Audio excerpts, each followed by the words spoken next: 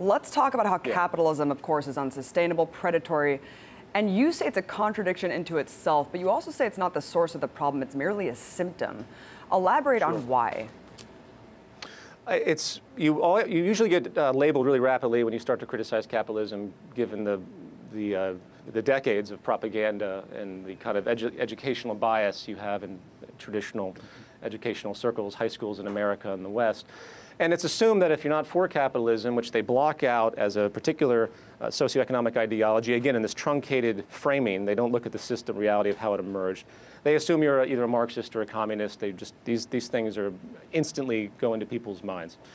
The first thing to point out is that it's completely narrow to even decide that type of fact, because capitalism is a symptom of a larger, deeper problem that has happened in our socioeconomic understanding, which goes back, in my view, at least in a formalized sense, to a man named Thomas Malthus, who was hired by the British East India Company to do the first global survey of resources.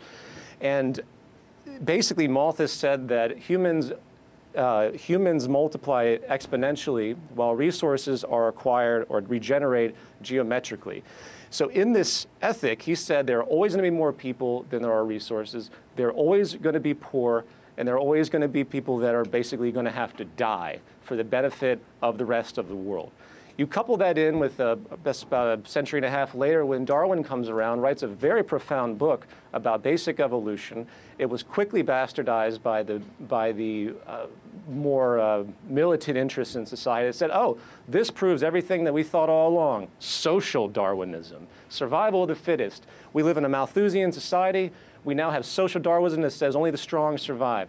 Boom, you have the entire basic ethic of war instilled right into the model. And you have the entire basic ethic of capitalism instilled right into the value system of the social architecture that says there's not enough to go around, therefore some will have to compete. Well, everyone will have to compete, and some are going to lose tremendously, and some are going to win tremendously, and it's all natural. Let's just let it happen. And that's clearly the state today with the 100 billionaires. The 100 billionaires right now that can resolve global extreme poverty 4 times over, and the 3,000 other billionaires that have now emerged. And we're going to see that number increase through time, with 43% up to 46% based on some estimates of the wealth of the world owned by 1%.